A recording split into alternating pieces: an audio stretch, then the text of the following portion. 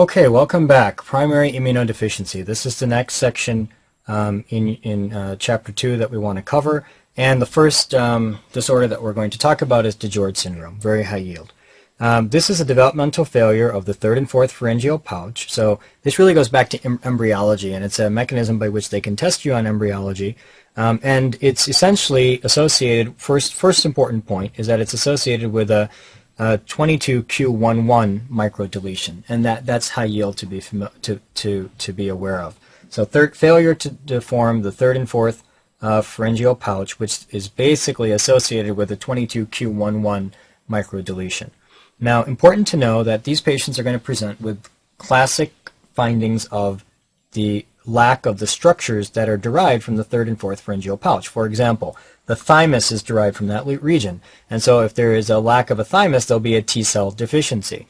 Now, that T-cell deficiency occurs because remember that T lymphocytes or T-cells are actually born from the bone marrow but then go to the thymus to become educated and to eventually become CD4 positive or CD8 positive T-cells. And so if there is no thymus, there will be a T-cell deficiency. And so that's one important finding in these patients. Of course, if there's a T-cell deficiency, the patients will have problems fighting viruses, and they'll have problems fighting fungal infections as well. Another important finding in these patients will be hypocalcemia. Why? Because the parathyroids are normally developed in the third and fourth pharyngeal pouch. So if there's a lack of parathyroids, there'll be a problem with maintaining adequate levels of calcium within the serum, hence hypocalcemia. And then finally, within that region, from the third and fourth pharyngeal pouch, important things that also develop include the great vessels, areas of the lower face, the heart, the anterior aspect of the heart, the superior aspect of the heart, etc. So all of this kind of makes sense if you understand a little bit of embryology. The next disorder is called SCID.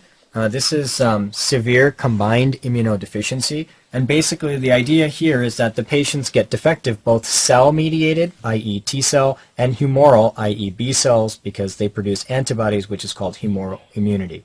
So in SCID, you get defective cell-mediated and humoral immunity. Now, what are the etiologies? There's three major etiologies. Number one, cytokine receptor defects. Now, you know, and we've already told you to make it very clear, that the CD4 positive T cell, it is a helper T cell, and it helps the B cells to become mature and to fight infection, and it helps the CD8 positive T cells to also become activated to fight infection. So cytokines, which are produced by the helper T cells, you can see how important they are because it's the cytokines that drive the maturation of the entire chronic inflammatory state. So if there are defects in cytokine receptors, patients can develop severe combined immunodeficiency. Very high yield for exam, and I would say probably the most high yield on this slide, is a adenosine deaminase deficiency. Adenosine deaminase is a enzyme that's necessary for deamination of adenosine and deoxyadenosine. This goes back to a little bit of biochemistry and salvage pathways. But basically, what you need to know is that adenosine deaminase deaminates adenosine and deoxyadenosine, and that the buildup of adenosine and deoxyadenosine within lymphocytes is actually toxic to lymphocytes. And so patients who have adenosine deaminase deficiency can get severe combined immunodeficiency, and this becomes very high yield because it goes back to biochemistry. And of all of these etiologies, for me, this is the highest yield. And the third mechanism by which we can get a severe combined immunodeficiency would be an MHC class 2 deficiency. Now, think about this for a second. MHC class 2 is recognized by which type of T cell? It is recognized by the CD4 positive T cell.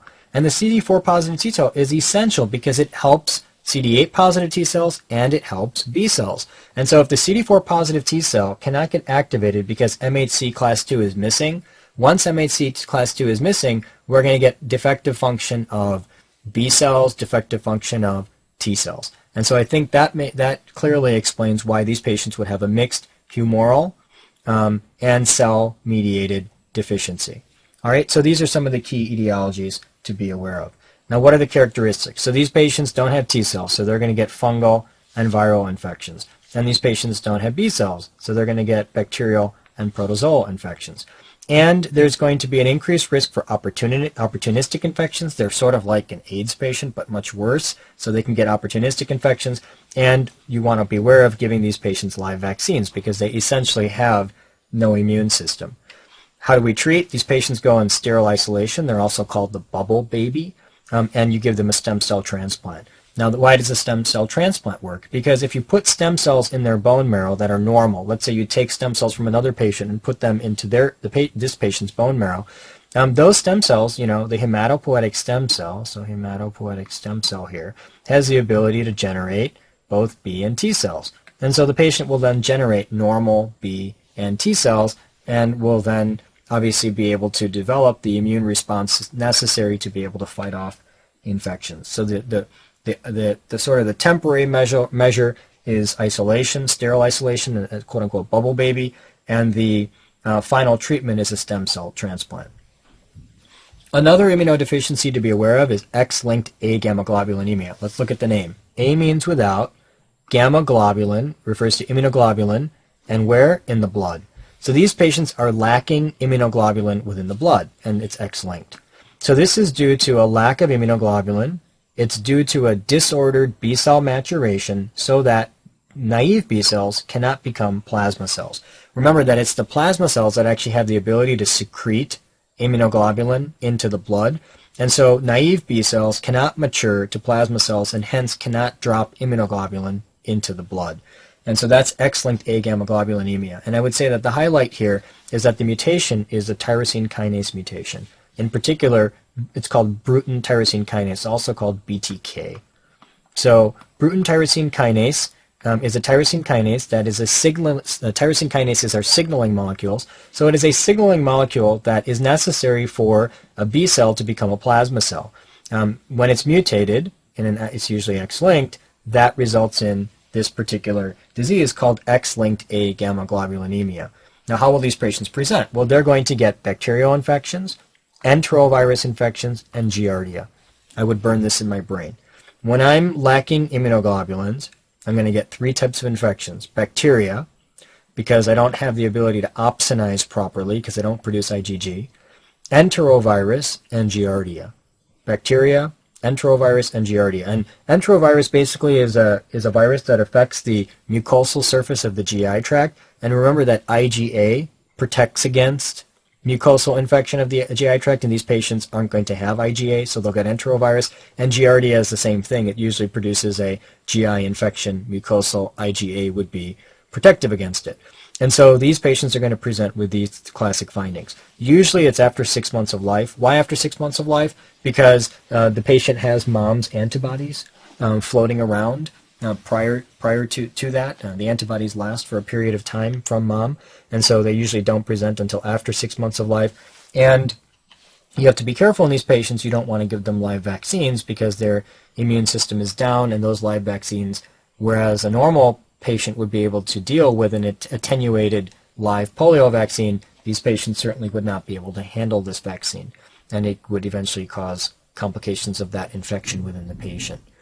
Another important disease is called common variable immunodeficiency. Now, listen to the name, common variable, i.e., the patient has low immunoglobulin, and this is due to a B cell defect or a helper T cell defect. Why B cells? Because B cells produce immunoglobulin. Why helper T cells? Helper T cells produce IL-4 and IL-5 when the appropriate signal is present.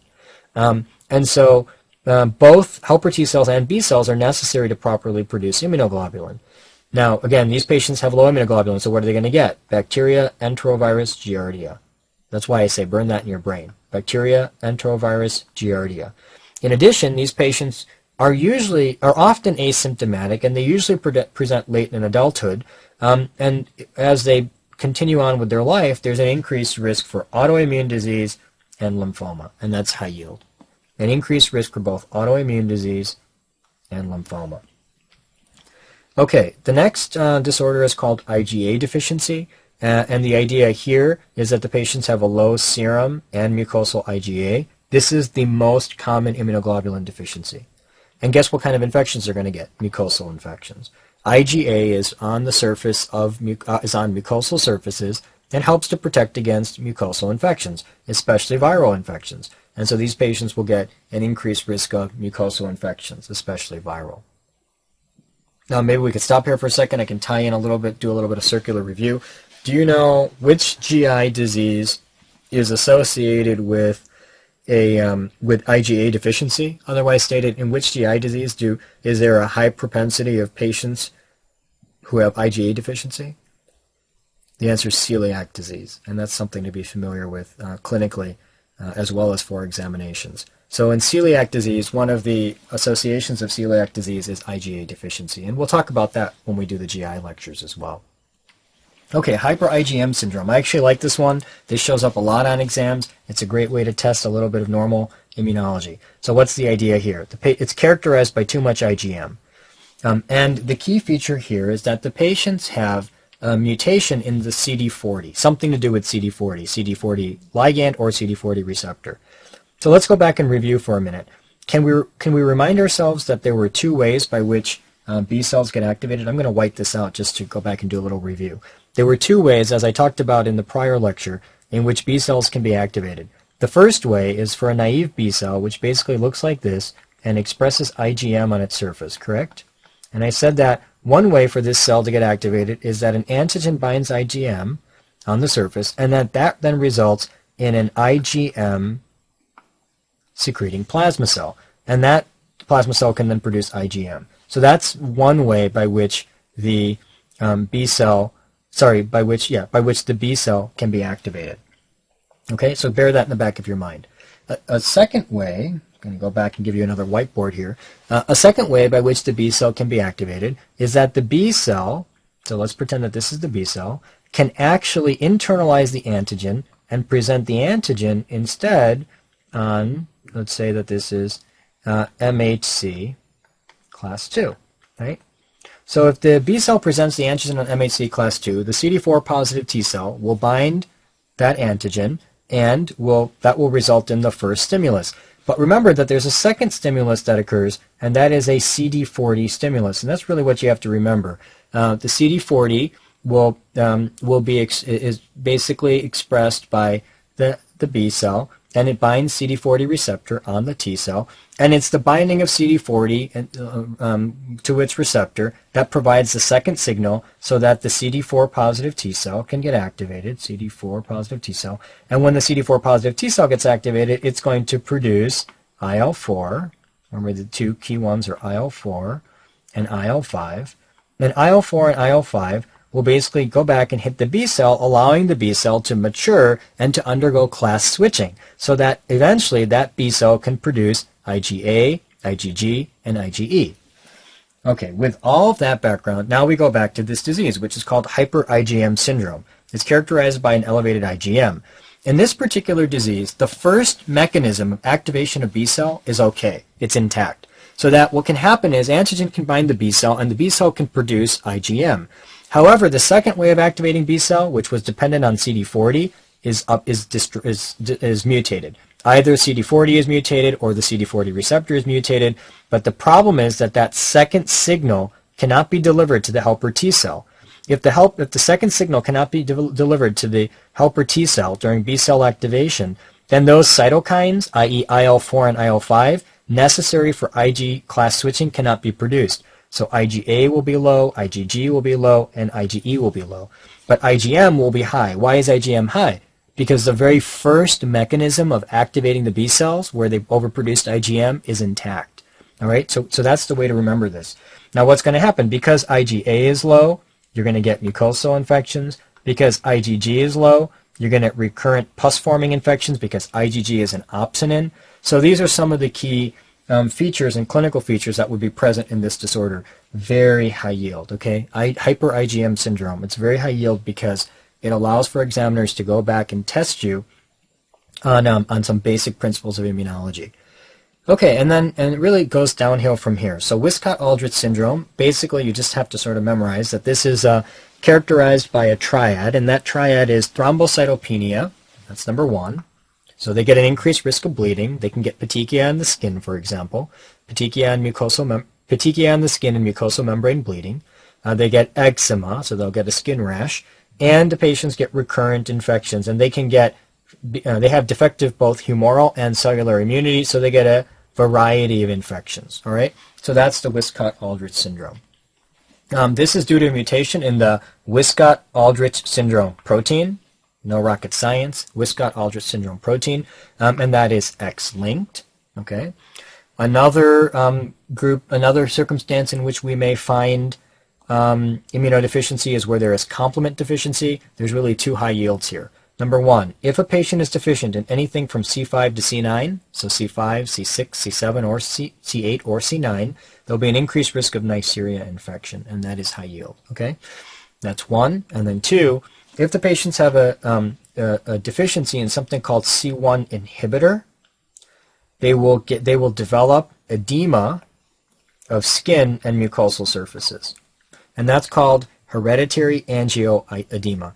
Now, what's the idea here? Remember that C1 is an important activator of complement, and it's an important early protein in the complement pathway, and when it gets activated, it turns on complement. Now, in order to decrease the potential risk of activation of C1, we have something called C1 inhibitor, which helps to sort of control C1 so that it doesn't get activated except when necessary. But if the inhibitor is deficient, we're going to get overactivation of C1. Overactivation of C1 will overactivate complement, and the consequence of overactivation of complement will be vasodilation, increased vascular permeability, and some of the classic findings of acute inflammation, particularly the formation of edema. And so these patients, the consequence is something called hereditary angioedema. The classic finding is edema of the skin and mucosal membranes, especially periorbital. That's classic. And so I threw in a little picture here. This is a little picture in which we see that this child's eyes are edematous, or the skin surrounding the eyes is edematous. And this is the classic image of hereditary angioedema. And that really closes off this particular section of immunodeficiencies. And so we'll go ahead and stop there, give you a little chance to catch up, and then we'll continue on with autoimmune disorders.